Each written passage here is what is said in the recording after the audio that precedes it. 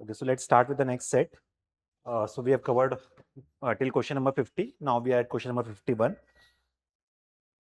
So which of the following statements about insurance and aviation sector is that correct? So I think ये question इसलिए पूछा गया है because last year that airplane accident in Ahmedabad took place. So first statement here says that aviation hull insurance covers the physical aircraft including the body, engine and onboard equipment. ठीक है, मतलब aircraft insurance की बात हो रही है, सब कुछ कवर होगा, ऐसा कुछ रॉन्ग नहीं लग रहा है। आगे देखते हैं। Under the Montreal convention adopted in 1999 by over 130 countries including India, airlines are strictly liable to pay compensation to the family nominee of every deceased passenger without requiring the family to prove fault. अब देखिए यहाँ पे बहुत सारे data points हैं। एक तो हमें पता होना चाहिए एग्जैक्टली कन्वेंशन का नाम क्या है, whether it is Montreal convention और something else. Next we should know what is the year यहाँ पे प्ले हो सकता था। ठीक है, how many countries are there, it is 130, 100, 190, that have to be sure whether India is part of it और not, again that we have to be sure of. बाकी जो आगे लिखा हुआ है that have to pay compensation strictly liable to every family और nominee without requiring to the family to prove fault, तो ये तो फिर भी ठीक मान सकते हैं कि आप ये प्लेन एक्सीडेंट में यू विल नॉट एक्सपेक्ट कि फैमिली बैठ के इन्वेस्टिगेट करेगी एंड प्रूव करेगी कि इनकी गलती से ये एक्सीडेंट हुआ है, तो ये तो फिर भी हमें ठीक लगता है। बट यहाँ पे काफी सारे इश्यूज हो सकते हैं। सो हाँ राइट सर, काफी सारे डेटा पॉइंट्स हैं तो इनमें डाउट हो सकता है। फर्स्ट स्टेटमेंट नाइव स्टेटमेंट है, एविएशन हेल्थ इंश्योरेंस में physical aircraft body engine broadly एक ब्रॉड इंश्योरेंस है जिसमें सारी चीजें कवर होंगी, लेकिन इसमें जो मेन कंफ्यूजन हो सकता है वो डेटा से रिलेटेड कंफ्यूजन हो सकता है। ईयर है, नंबर ऑफ कंट्रीज है, इंडिया ने साइन किया है या नहीं, या फिर एयरलाइंस स्ट्रिक्टली लायबल है एज पर कन्वेंशन और नॉट, ये डेटा पॉइंट हो सकते हैं। But yes, so here the answer is C, 1 and 2. So both the statements are absolutely correct here. So again, unless आपको स्पेसिफिक पता है, अदरवाइज ये बहुत डिफिकल्ट हो जाएगा एग्जाम हॉल में सॉल्व करना। So we would again call it a difficult question. ठीक है, नेक्स्ट देखते हैं। which of the following statements about crowdfunding is are correct?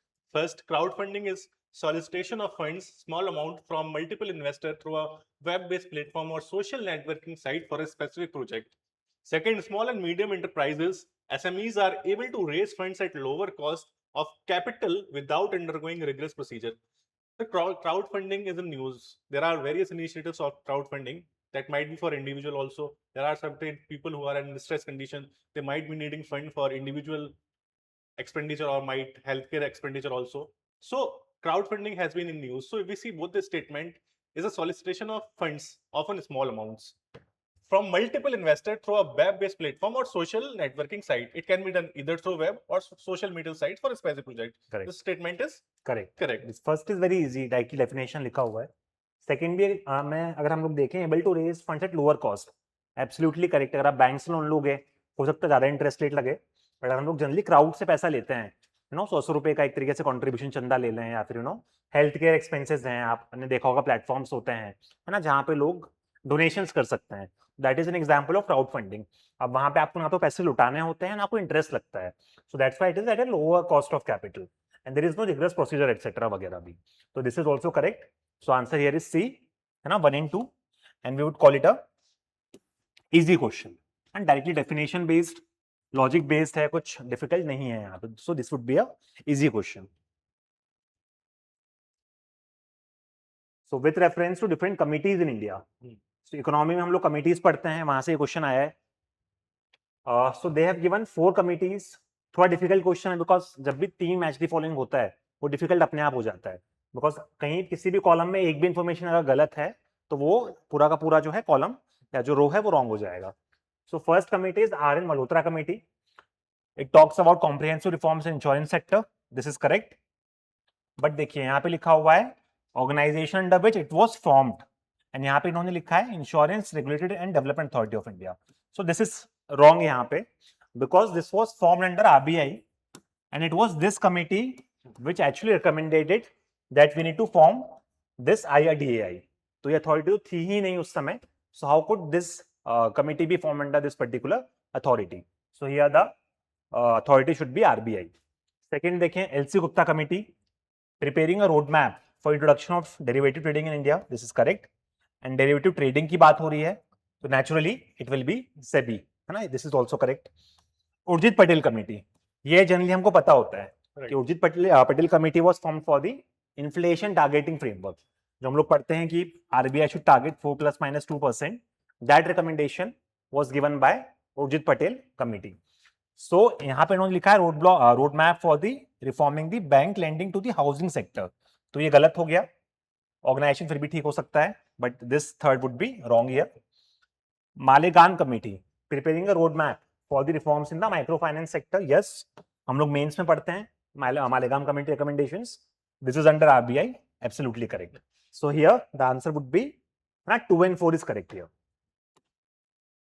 So the Right, answer sir. would be इसमें 2 जो and दो 4. Committees हैं वो इतनी प्रोमिनेंट कमिटीज नहीं है, R N Malhotra committee, L C Gupta committee, इसका हम सुनते हैं. Urjit Patel committee specifically pre के लिए, और मालेगाम कमेटी की जो रिफॉर्म्स थे specially micro finance sector, because micro finance बहुत इंपॉर्टेंट कंपोनेंट फॉर्म करता है एमएसएमईज की ग्रोथ के लिए या फिर इकोनॉमिक ग्रोथ के लिए.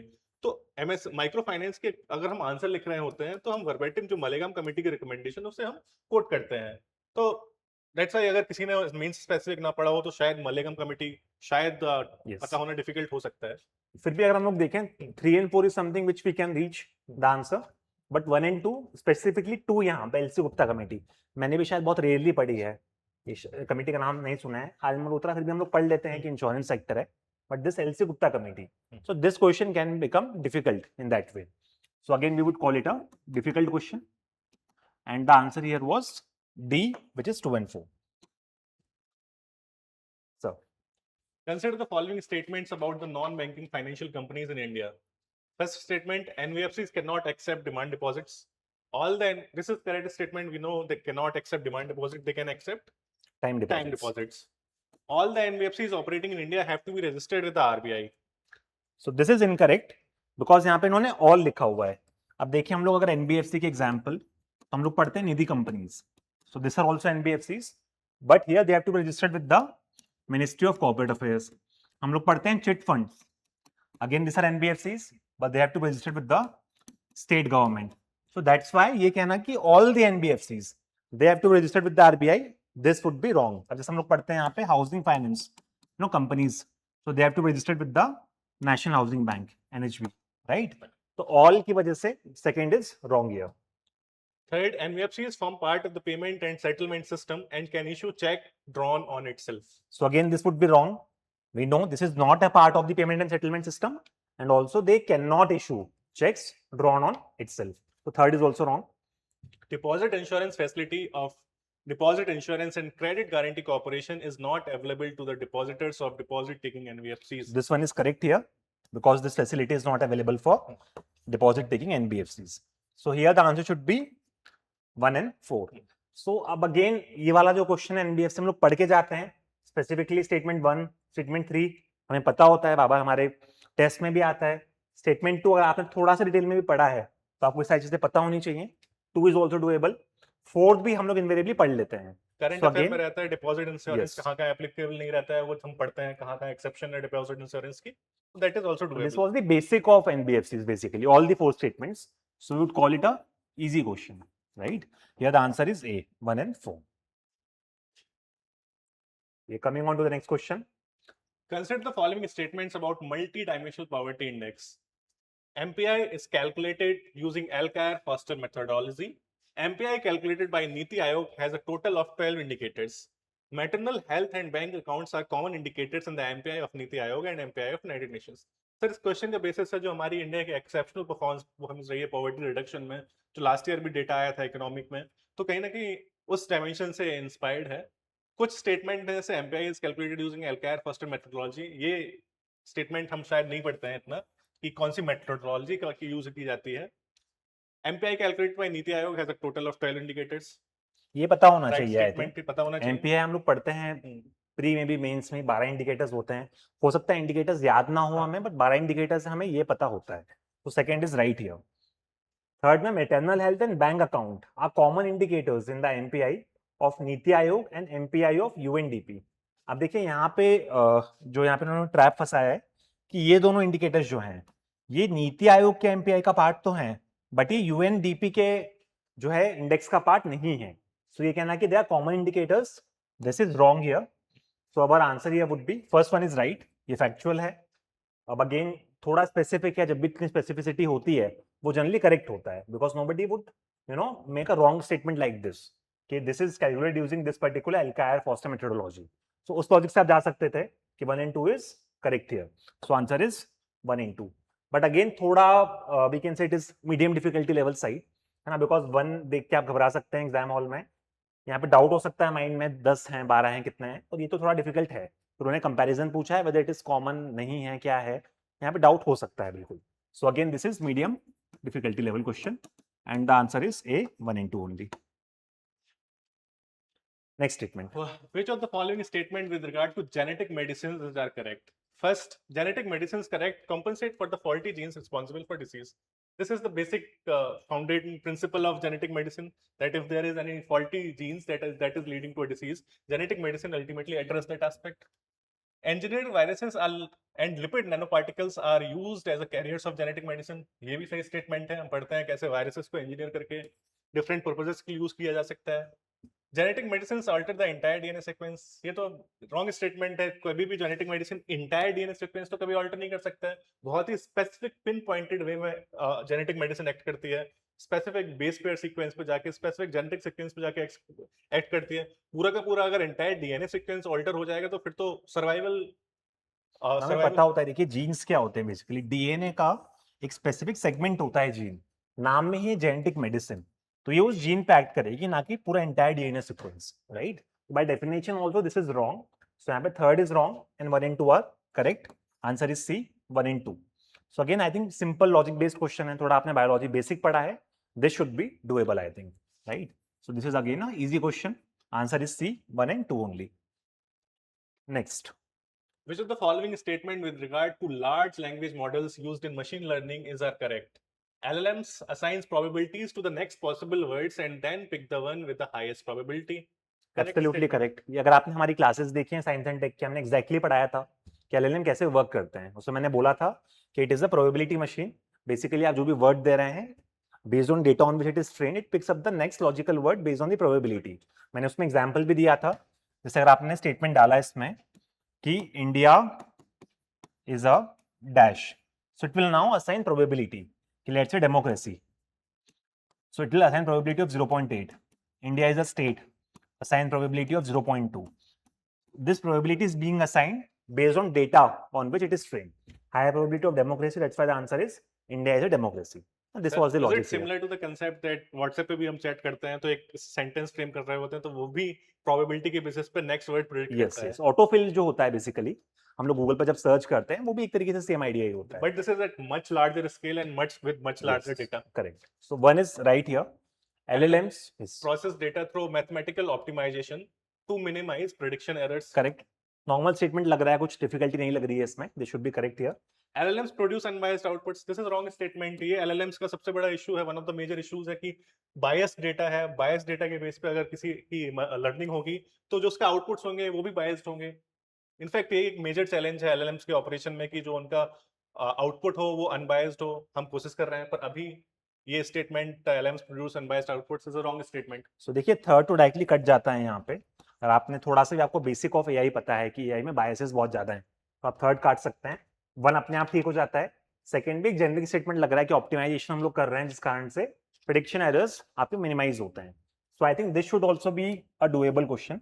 सो we are classifying this under the easy head, right. So here the answer is B 1 and 2 only. ठीक है, नेक्स्ट देखते हैं. Stealth technology. सो आपने बहुत सारा for example in this context of Iran USA war, हम लोगों ने पढ़ा था कि भाई Iran USA was using stealth technology. हमने जैसे B2 बॉम्बर्स पढ़े थे कि जब यूएसए ने ईरान की न्यूक्लियर साइट्स को बॉम्ब किया, दे यूज दोस जेट्स है ना, which had stealth technology, so that those radars of Iran could not identify है ना दोस B2 bombers which were coming. So this stealth technology was in use continuously in the last 1 year. नाम से clear है stealth, basically it could hide. तो जो radars वगैरह होते हैं उससे बच सकता है. तो जो भी ऐसे एयरक्राफ्ट्स हैं, मिसाइल्स हैं, उनको हम लोग स्टेल्थ टेक्नोलॉजी के अंडर कवर करेंगे. So such objects have a very small radar cross section and are coated with radar absorbing material. This sounds correct. This is the जितना basic principle of stealth technology that cross section कम होना चाहिए ताकि reflection कम से कम possible हो, और radar absorbing material होना चाहिए क्योंकि रडार रिफ्लेक्ट होकर वापस अपने सोर्स पे ना जा पाए ताकि वो आइडेंटिफाई ना कर पाए. देखिए बेसिक मैकेनिज्म क्या होता है, कोई भी रडार होता है इट एमिट इलेक्ट्रोमैग्नेटिक रेडिएशन. अगर आपका मान लीजिए एयरक्राफ्ट उड़ रहा है, उससे रेस आइदर रिफ्लेक्ट करेगी, एब्जॉर्ब हो जाएगी. रिफ्लेक्ट करेगी तो ये रिसीव करेगा रडार वापस and it can identify if this aircraft is going, and then we can launch a missile against it. But if this is coated with something which absorbs all those radiations which are coming, then we can say कि भाई it is a stealth technology. So one is easy, so one is correct here. Stealth objects can be detected using specific frequencies. Correct है ना. कोई भी stealth basically आपका जो aircraft वगैरह है वो कंप्लीटली आप हाइड नहीं कर सकते हो. आई थिंक मैंने आपको बताया भी था क्लास में जब मैं पढ़ा रहा था साइंस एंड टेक में कि बेसिकली यहाँ पे ईरान क्या कर रहा था, देवर यूजिंग आपका, I am forgetting the name of that particular frequency, what is that, जो आपका हीट वेव होता है basically, right. So heat is also heat. कोई भी एयरक्राफ्ट अगर चलेगा तो वो हीट करेगा, it will emit some radiation. So आप उस हीट के बेसिस पे आइडेंटिफाई कर सकते हैं, right, that some aircraft is going on. So some specific frequency में we can identify whether an aircraft is there or not. So second one is correct, that it can be detected using some specific frequencies.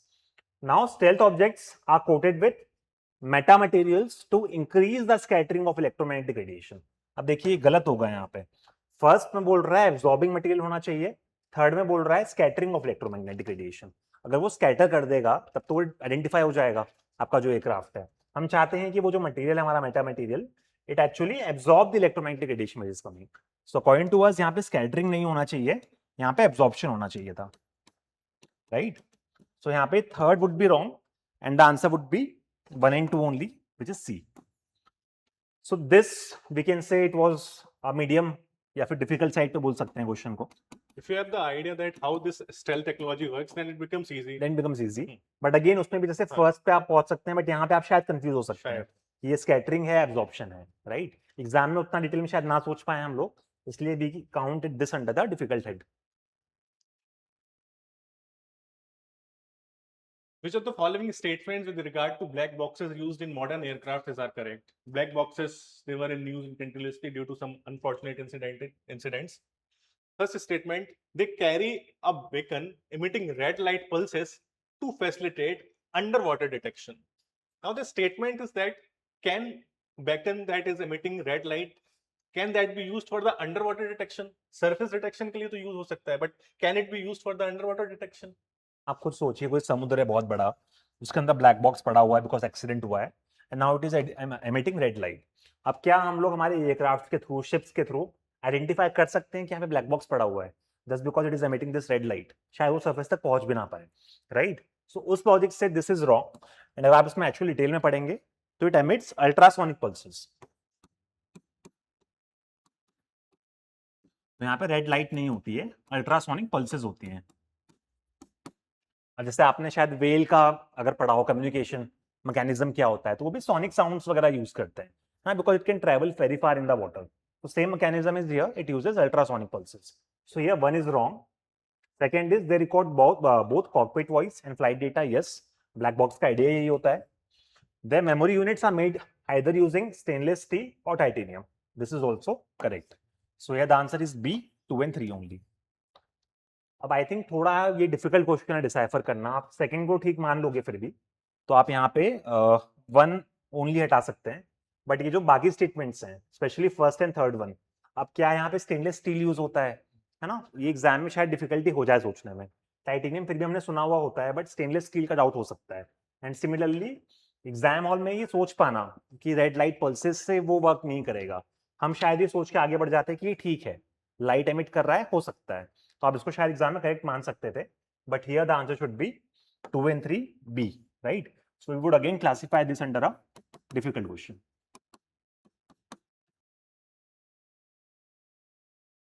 And our classification of this difficult question is based on how we as a student perceive the question. हम किसी expert के या फिर किसी teacher के point of view से justify नहीं कर रहे हैं. लास्ट ईयर तक जो हमने एग्जाम दिया था, जो क्वेश्चन हमें डिफिकल्ट लगते थे उसका क्लासिफिकेशन हमने स्टूडेंट पॉइंट ऑफ व्यू से दिया है, जो हमारे व्यू से हमें डिफिकल्ट लगे। टीचर्स को, एक्सपर्ट को ये क्वेश्चन बहुत इजी लग सकते हैं, Correct. बट हमें एज ए स्टूडेंट बहुत डिफिकल्ट लगते हैं Yes. क्वेश्चन। Correct.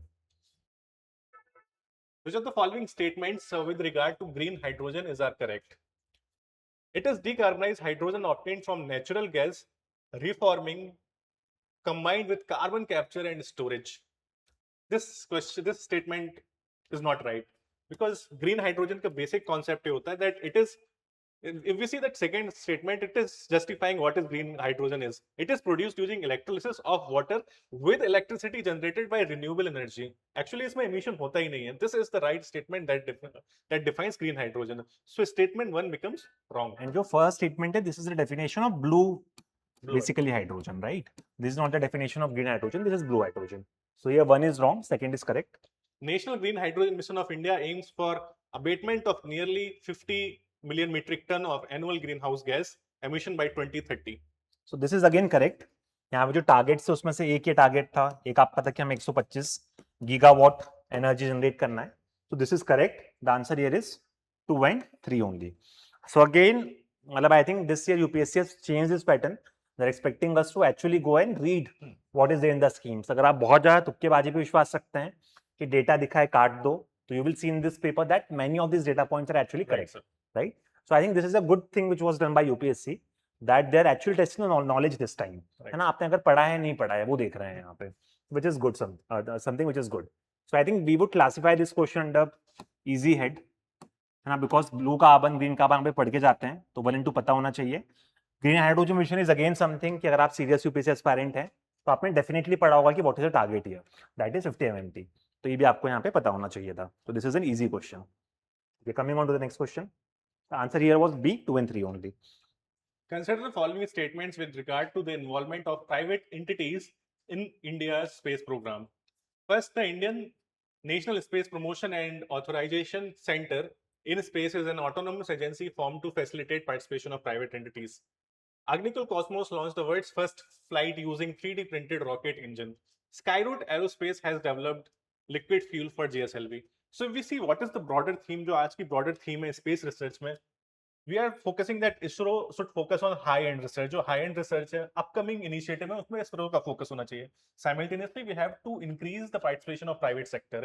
और इन्हीं सब के लिए इसी the broader theme of this question is that increasing participation of private sector in India's space sector. उसके लिए पहले हमने body create की एक, उसके बाद कुछ इसमें से एक दो statement सही हैं, कुछ statement गलत हैं, कुछ prominent स्टार्टअप्स या प्राइवेट कंपनीज आई हैं स्पेस सेक्टर में जो बहुत अच्छा काम कर रही हैं. तो इनमें से एक पहला statement, so first one is correct. देखिए यहाँ पे हम लोगों ने जब हमने साइंस एंड टेक पढ़ा था, हमने पढ़ा था कि there is a new space policy 2023. Under that we had made 3 bodies, है ना. डिपार्टमेंट ऑफ स्पेस की बात करी गई थी विच विल मैनेज कोलैबोरेशन.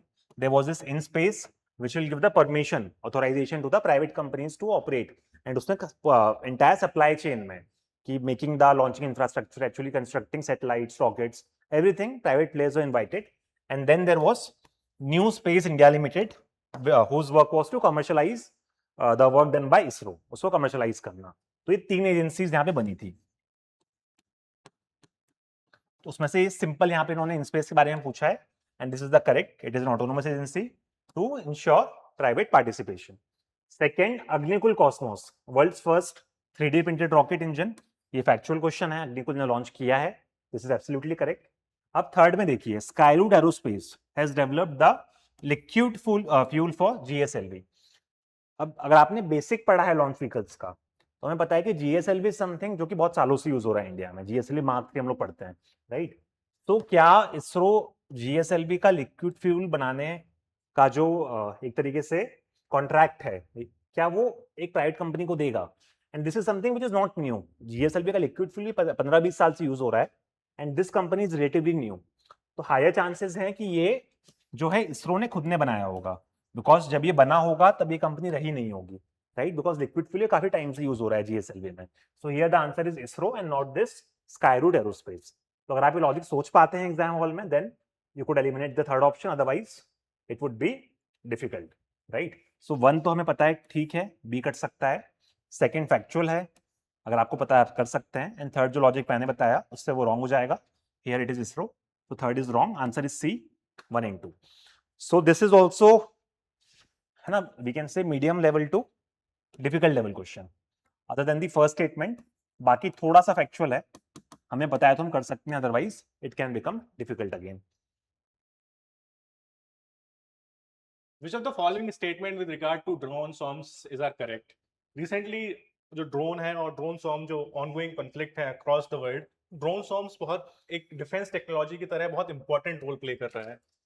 तो इस रिगार्ड में पहला statement, they use terahertz band of frequency to communicate with the command centre. May be may not be. किस फ्रीक्वेंसी पे यूज करते हैं नहीं आइडिया है. नेक्स्ट स्टेटमेंट देखते हैं. Individual drones in the swarm can communicate with the other drones in the swarm. Yes, this is the basic concept of drone swarms. Second, third, GPS spoofing is a commonly used technique to counter drone swarm effect. GPS spoofing लगातार news में था. Voluntary कुछ non state actors इसे perform कर रहे थे. Even airlines में GPS spoofing काफी न्यूज में था. जीपीएस स्पूफिंग से जो रियल जीपीएस लोकेशन होती है उसे स्पूफ किया जाता है. लोकेशन दूसरी लोकेशन दिखाई जाती है ताकि जो ड्रोन स्वॉर्म्स हैं या फिर फ्लाइट्स हैं वो दूसरी जगह पे पहुंच जाएं. तो ये use technique to counter drone swarm attacks. So यहाँ पे देखिए 2 and 3 तो ठीक हो गया, बट ये जो फर्स्ट स्टेटमेंट है, विच फ्रीक्वेंसी आर दे यूजिंग, तो देखो हम जब भी फ्रीक्वेंसीज की बात करते हैं, पहली बात तो हमने टेराहर्ट्ज कभी पढ़ा नहीं है सच, राइट. सो एक तो वो डाउट आना चाहिए माइंड में कि whether this will be terahertz frequency और नॉट. सो यहाँ पे actually they use radio frequency. जो टेराहर्ट्ज फ्रीक्वेंसी है, this is in the experimental stage, and इसके लेस चांसेस यूज होने के, बिकॉज इसकी काफी शॉर्ट रेंज होती है इस फ्रीक्वेंसी की. So it is actually not very suitable for drone swarms वगैरह. We use the radio frequency here. So that's why this first statement is wrong. Second and third is correct. Answer is B. अब देखो again, जैसे UPSC का जो पूरा coaching industry का market है, right, वहां पे बताया जाता है कि साइंस एंड टेक का क्वेश्चन है, डी मार दो, 1, 2 and 3 मार दो. उस लॉजिक से आप यहाँ पे शायद डी मार देते हैं. But UPSC is also watching all this things. They want people to actually go and read and apply their mind to the question instead of blindly ticking the D answer. So I think that is what they are trying to do. ये काफी question आप देखोगे हुआ है that science and tech में D answer नहीं है इस बार, right? So here the answer is B. And again I would say this is a difficult question because ये first statement पता होना या सोच पाना कि ये कुछ और frequency होगा, this is something which is difficult in the exam hall. Which of the following statement with regard to Genome India project is are correct? It is a part of Human Genome Project. It's a wrong statement. This is wrong. हम लोग पढ़ते हैं, जैसे आपने पढ़ा होगा, human genome में पहले रीड आया फिर राइट आया. ह्यूमन जीनोम में हम ग्लोबल लेवल पे सीक्वेंसिंग कर रहे हैं, बट उसमें जो है इंडियन रिप्रेजेंटेशन कम था इंडियन पॉपुलेशन का. इनफैक्ट सर जो रीजन था इंडिजिनियस प्रोजेक्ट लाने का वो यही था कि ह्यूमन जीनोम प्रोजेक्ट में जो इंडिजिनियस डेटा था वो बहुत कम था. Yes, that's why we launched our own separate project. तो genome India completely different project है. तो फर्स्ट रॉन्ग हो गया. आप अगर फर्स्ट को हटाएं, आपका वैसे डायरेक्टली आंसर आ जाता है, विच इज 2 and 3 ना. बाकी भी देखें, it is under DBT. Yes, department of biotech ही करेगा जीनोम वगैरह की चीजें. Primarily aim to build catalogue of genetic diversity of the Indian population. Generic statement है, करेक्ट है. So answer here is B, 2 and 3. We think this is a easy question because genome India, human genome project हम लोग काफी सालों से पढ़ रहे हैं लगातार, right. So this should be an easy question for you. Next, so which of the following statements with regard to National Quantum Mission are correct? It aims at developing intermediate scale quantum computers with 50 to 1000 physical qubits. This statement is correct. जैसा sir ने बोला था कि हमेशा बोला जाता है कि डेटा आता है, डेटा देख के काट दो. इस बार बहुत सारे ऐसे क्वेश्चन जिसमें डेटा दिया गया है और सही डेटा दिया गया है. This is one among them. 50 to 100 physical qubits is a right data. Statement पूरी तरह से सही है.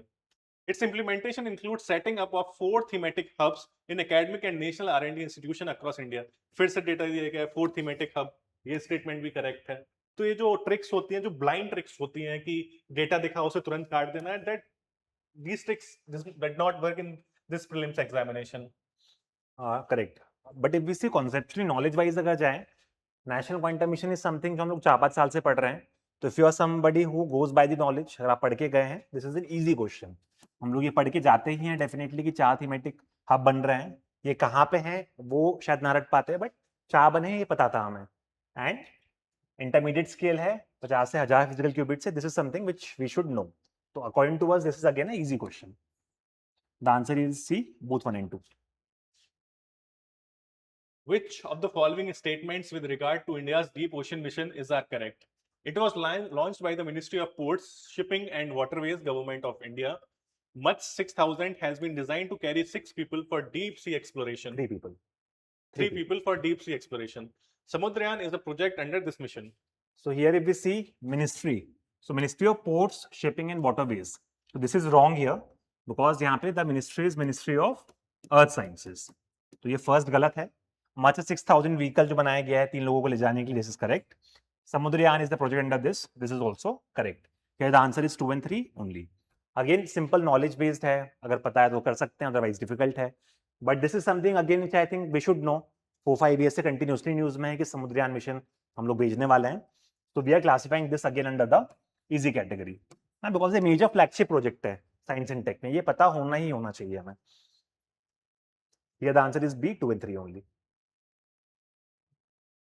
Okay, so this are the some of the questions where they have now brought in ethics in the prelims paper, right? So although these questions look difficult, अगर आप ऊपर से देखें कि बहुत बड़ा स्टेटमेंट है, तो कुछ पूछ रहा है, बट थोड़ा सा अगर दिमाग लगाएंगे, so I think this questions were the easiest in this paper. तो देखते हैं, sir. Mr. X, a senior officer, was overseeing a critical vaccination program during a pandemic.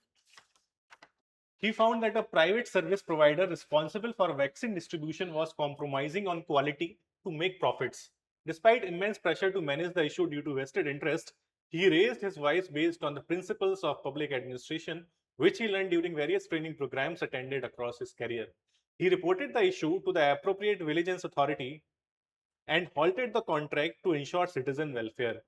Which one among the following principles of public administration was most strongly demonstrated by Mr. X action?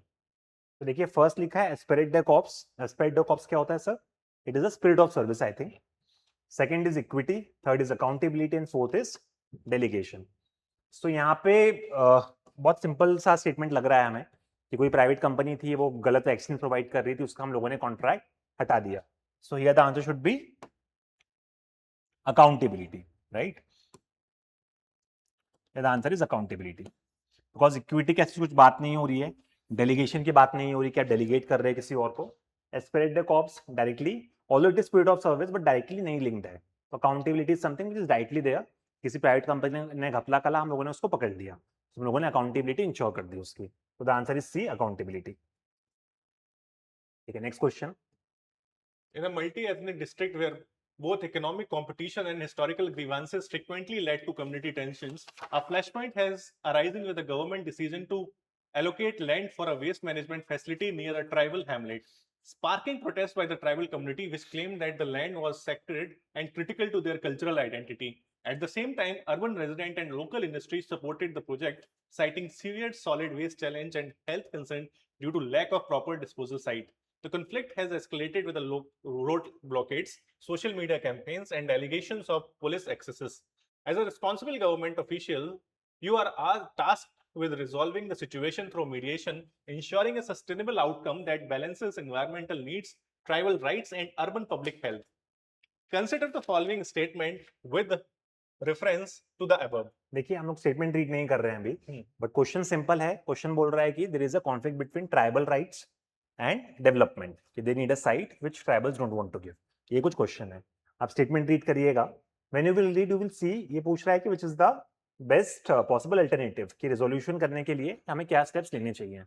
अब इसमें अगर आप second statement पढ़ेंगे, the government should move ahead with the project without delay to address urban health concerns which outweigh the sentiment of a small group. So this is something which is wrong definitely, right? Because हम लोग we will try to balance tribal rights as well as development. हम लोग एक तरीके से consultation करेंगे, कुछ alternative explore करेंगे वगैरह वगैरह. हम लोग ये नहीं बोल सकते हैं कि ट्राइबल्स के जो कंसर्न्स हैं वो वैलिड नहीं है, हमें डेवलपमेंट करना है. सो ये सेकंड स्टेटमेंट वही बात बोल रहा है, इसलिए ये रॉन्ग है. जैसे ही आप सेकंड को हटाएंगे, you will get your answer which is 1, 3 and 4. Also, our constitutions respects every individual's rights. So just because ये small group है, इसका मतलब ये नहीं कि ये outweigh कर देगा sentiments of a small group. Right of each and every individual is different. अगर small group की जगह किसी एक single citizen का भी rights होता, तब भी ये option गलत होता. Even the rights of a single citizen also cannot be violated. Yes. So although the question देखने में बहुत बड़ा लग रहा है, but आप थोड़ा काम माइंड से अगर पढ़ोगे एंड स्टेटमेंट्स अगर आप देखोगे तो बहुत इजीली आप आंसर पे रीच कर पा रहे हैं. So we classify this as an easy question. Given कि आपने क्वेश्चन को देख के गिव अप नहीं किया, आपने क्वेश्चन पूरा रीड किया, right? Next, so question number 68, I will read this. Miss X is a mid-level civil servant official working in the urban development department of a major city. Recently, she was involved in approving a contract for a public infra project, a community park. During the approval process, she received a piece of confidential information indicating that one of the shortlisted contractors had a history of poor workmanship and allegation of corruption in other cities, though nothing had been legally proven.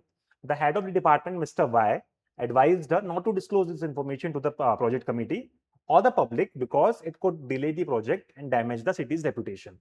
However, Ms. X believed that withholding such information compromised transparency and public trust. So basically क्या हो रहा है, आप एक government official हैं, एक park बनाना है, एक कॉन्ट्रैक्टर आया है, that contractor had done some shoddy work in the past, the allegations of corruption, although nothing has been proven. अब आपको क्या करना है, आपके जो सीनियर है वो बोल रहे हैं कि आप इसको डिस्क्लोज ना करें बिकॉज प्रोजेक्ट डिले होगा और सिटी की रेपुटेशन खराब होगी. बट सिंस आप ट्रांसपेरेंसी एंड पब्लिक ट्रस्ट वाली वैल्यूज को अपहोल्ड करते हैं, आपको क्या करना चाहिए, right? This is the idea. What should Mrs x do here? Immediately disclose information to the project committee and the public. Recommend removing the contractor from the shortlist to protect the project's integrity. Propose a limited disclosure to an oversight committee while keeping the information confidential from the public for the time being. So first second में हम लोग थोड़ा doubtful हैं क्या होगा, but third is definitely wrong. क्यों? Because ये बोल रहा है कि limited disclosure to a oversight committee. अगर आप कमिटी बनाएंगे इस चीज को इन्वेस्टिगेट करने के लिए, you will go for full disclosure. Committee में हमेशा फुल डिस्क्लोजर होगा, there will be full transparency, right? तो एक तो ये गलत हो गया. While keeping the information confidential from the public for the time being, यहां पर भी this is going against the principles which the paragraph talks about, which is transparency and public trust. है ना? आप ये हो सकता है कि सिलेक्टिवली कुछ रिलीज करें या कंप्लीट रिलीज करें, उसमें डिबेट हो सकता है, but it can not be that you will keep the information, you will hide the information from the public. So third is definitely wrong as per us. तो जैसे आप थर्ड को हटाएंगे, answer should B 1 and 2 only. So here the answer is A. बाकी आप statement देखो, immediately disclose the information to the project committee and the public. Yes, this is in sync with transparency. Because transparency is the basic principle of good governance. Yes. Recommend removing the contractor from the shortlist to protect the project's integrity.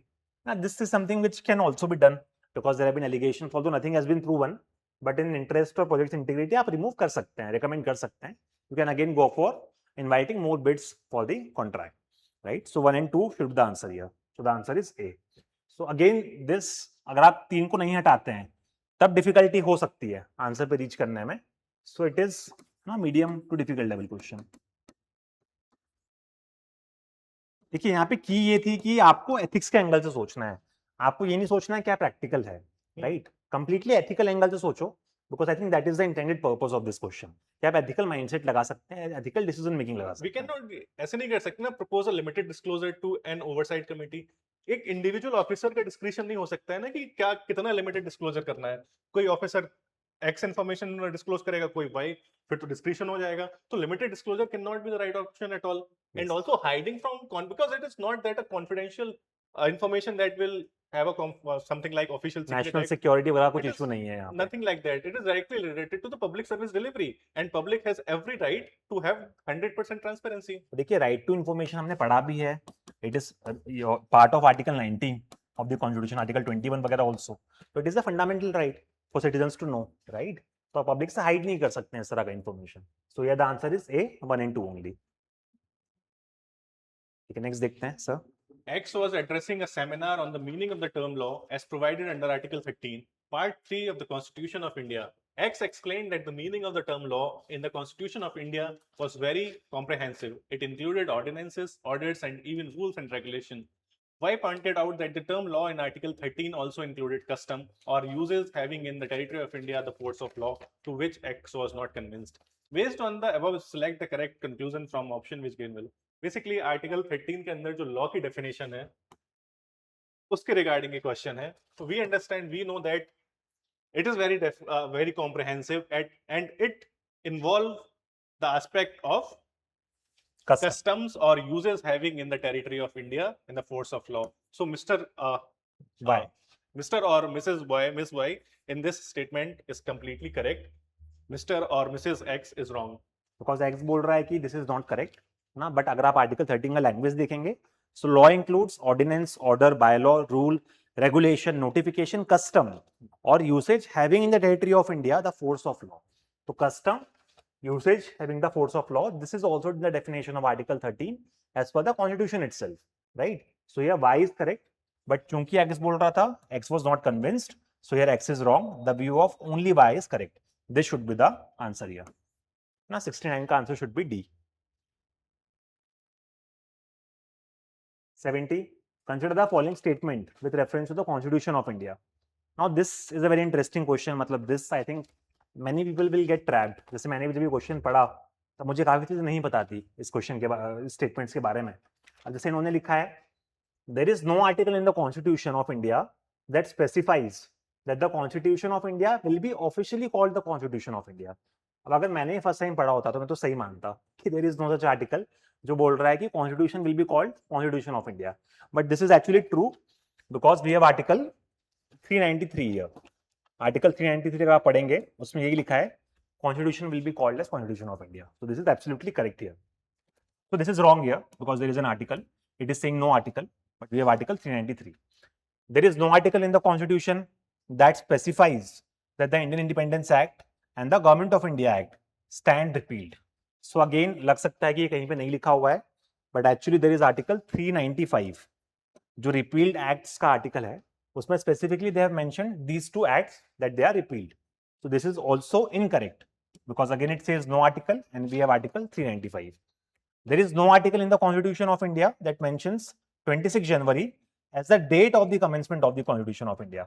So now everybody knows कि भाई preamble जो है उसमें 26 November mentioned है, वो हमें पता है, but क्या 26 जनवरी कहीं पे mentioned है? So this is something which is also tricky. So this is also mentioned in our article 394. यहाँ पे ये लिखा है कि कुछ जो particular articles हैं they will commence with the commencement of the Constitution. But some articles will come into force on 26 January 1950. So this date is mentioned in Article 394. So यहाँ पे लिखा है no article. Again, this is wrong. So all three are wrong, right? So there is the answer is B. There is no correct statement. So I think this is one of the most difficult question in this paper overall. Because polity है, लोग फंसेंगे यहाँ पे, लोगों को लगेगा कि हमको पता है, लोग मार्क करके भी आएंगे. But here तीनों ही गलत हैं because तीनों के यहाँ पे articles provided हैं Constitution में. Right? So I think this is very difficult question. Very high chances कि many people will get this question wrong. So, Which of the following statement with regard to persons with disabilities in India are correct? The Rights of Persons with Disabilities Act, an act passed by the Parliament of India in 2018, mandates reservation in education and employment, places a legal duty on government to ensure accessibility and non-discrimination.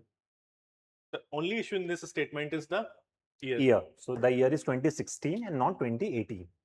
The Sugamma Bharat Abhiyan focuses on achieving universal accessibility for persons with disabilities across three key domains: built infrastructure, transport system, and information and communication technology. Again, very generic statement, I think. कि सभी चीजों को accessible बनाना है हमें. This is correct. The National Divyangjan Finance and Development Corporation is a public sector organization set up by the Ministry of Corporate Affairs as a not-for-profit company to promote entrepreneurship among persons with disabilities. We know such an initiative, there are very high possibilities that it will be taken care by Ministry of Social Justice, not Ministry of Corporate Affairs. So this should be Ministry of Social Justice. Third is wrong. The answer should be 2 only, which is B, right? So again, देखिए ये question I think easy है, थोड़ा logic based है. Minister of social justice हम लोग सोच सकते हैं बिल्कुल. फर्स्ट स्टेटमेंट में अगर आप जल्दी पढ़ रहे हैं एग्जाम हॉल में, आप कंफ्यूज हो सकते हैं, आप ठीक मान सकते हैं इसको. बट थोड़ा अगर आपको याद है तो दिस इज 2016. ये मेंस में भी आई थिंक एक बार क्वेश्चन आया हुआ है. What are the provisions of this particular act? This is 2016. So we can say this was a medium difficulty question. Answer is B, 2 only. Consider the following statements about the provisions pertaining to the scheduled castes and the scheduled tribes in India. Provisions regarding the administration of the tribal areas in the state of Assam, Meghalaya, Tripura, and Mizoram are given in the 5th schedule of the Constitution of India. Not fifth, but sixth schedule. Yes, this is sixth schedule. This should be wrong here. Some tribes of India are entitled to exemption from paying income tax on certain income. Yes, we know. This is correct. The Constitution of India provides for reservation of seats in panchayats for women belonging to scheduled caste and scheduled tribes. This is also correct. This is directly given in Article 243D, right? This is also correct. Thus, the answer correct. The correct answer should be there are two correct statements that include statement 2. Answer is A here. So ये थोड़ा easier side पे है. I think this is an easy question. Next, 73. Consider the following statements in respect of questions asked by the members in the Parliament of India. First, unstarred questions are those to which a member desires an oral answer in the House. Second, starred questions are those to which a member desires a written answer. No supplementary question can be asked on an unstarred question. So देखिए, I think यहाँ पे reverse किया गया है. जब भी start question होता है, आप स्टार्ट क्वेश्चन का एक ओरल आंसर डिजर्व करते हैं, इसलिए आप उसको स्टार्ट करते हैं कि आपको ओरल आंसर देना पड़ेगा. मिनिस्टर को फ्लोर ऑफ द हाउस पे खड़े होकर उसका आंसर देना पड़ेगा. तो स्टार्ट क्वेश्चन में होता है ओरल आंसर, अनस्टार्ट क्वेश्चन में आप रिटर्न आंसर दे सकते हैं. So these three statements here have been switched. So 1 is also wrong, 2 is also wrong. 3 में देखें, no supplementary question can be asked on an unstart question. So now we know कि भाई unstart question जो होता है वो होता है आपका रिटर्न वाला. तो जब भी रिटर्न रिस्पॉन्स दिया जाएगा, नेचुरली वहां पे आप सप्लीमेंट्री क्वेश्चन नहीं पूछ सकते हो, राइट? अब जैसे किसी ने ओरल रिस्पॉन्स दिया, मिनिस्टर ने खड़े होकर ओरल रिस्पॉन्स दिया, आप तुरंत खड़े होकर एक सप्लीमेंट्री क्वेश्चन पूछ सकते हैं कि हमें ये क्लैरिफिकेशन चाहिए. बट कहीं पे अगर रिटर्न रिस्पॉन्स दिया गया है, there is no scope for the supplementary question, right? So no supplementary question can be asked on an unstart question. This is correct. So here the answer should be, there is only one correct statement, which is the third one, C. C should be the answer. This is basic polity, right? आपने लक्ष्मीकांत पढ़ी है, ये question ठीक होना चाहिए. That's why we are classifying this as an easy question. Consider the following statements about the Committee on the Welfare of Scheduled Castes and Scheduled Tribes of the Parliament of India. Although members of this committee are elected from both houses of parliament, the chairperson of this committee is appointed by chairman of the Rajya Sabha. We might not know this, पता नहीं है. Next statement देखते हैं. 20 members are elected by the Rajya Sabha and 10 members by the Lok Sabha. By convention or by rules हम देखते हैं, since लोक सभा के members ज्यादा रहते हैं, तो ऐसी कमेटी जिसमें लोकसभा और राज्यसभा दोनों के members हैं, तो जनरली देखा जाता है कि राज्यसभा के members कम होते हैं और लोकसभा के members ज्यादा होते हैं. देखिए, कोई भी कमेटी हाँ आपने जब भी पढ़ी होगी, या तो ये फॉर्मेट होता है 20+10, 20 लोकसभा 10 राज्यसभा, या 15+7, 15 लोकसभा 7 राज्यसभा. ऐसे कोई कमेटी हम लोग नहीं पढ़ते हैं यहाँ पे राज्यसभा के मेंबर्स ज्यादा है, राइट? तो second is wrong, definitely wrong है. Third, no minister except for Union Minister of Social Justice and Empowerment is eligible to be member of this house. किसी भी कमेटी का किसी भी member या minister cannot be the member of any committee. Right. We know it. Members are elected for a fixed term of 2 years from the date they enter their office. We know, हम तो limitation भी पढ़ते हैं कि committee की limitation में क्या पढ़ते हैं कि जो most of the committees होती हैं उनका tenure 1 year होता है. 1 year का होता है. ठीक है, either कुछ कमिटीज का 1 year होता है, कुछ कमिटीज का it is co-terminus with the tenure of the house, which is 5 years. ये 2 year किसी भी कमेटी का नहीं होता है. तो फोर्थ इज ऑल्सो रॉन्ग. देखिए, फर्स्ट वाला जो है यहाँ पे अगर आपको पता है तो ये the chairman is appointed by the speaker of the Lok Sabha. This is speaker of Lok Sabha. Basically यहाँ पे आपके चारों स्टेटमेंट रॉन्ग हो गए हैं. देयर इज Also, नो अगर ना भी हो करेक्ट तो हम कर स्टेटमेंट. सकते हैं. There are 4 correct statements. पता है 3 तो गलत हो ही गए हैं. There is only one correct statement, that is statement 2. Statement 2 गलत कर चुके हैं हम, गलत है already.